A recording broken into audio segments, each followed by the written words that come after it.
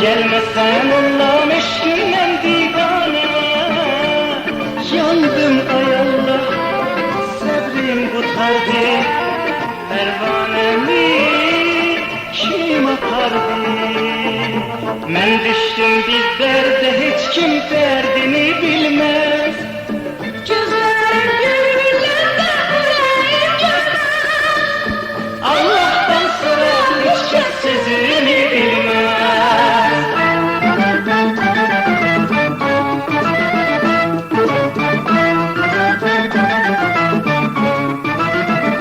Aşık geçer ağlama, miskin geçer ağlama. Felek bağlı kapını bir gün açar ağlama.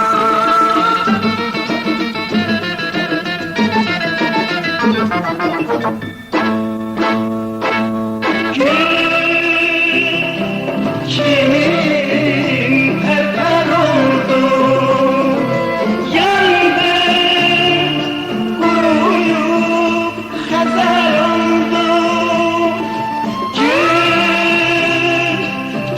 Kimin perper oldu, yandı, kuruyup hazar oldu. Eşkin ucuna yandı pervane. Bilmedim niye yar oldu bigane. Peşiman olsan gel bize pervane. Gelmezsen Allah'ın eşkinden divane. Yandım ay Allah, sabrim kurtardı. Pervanemi kim apardı?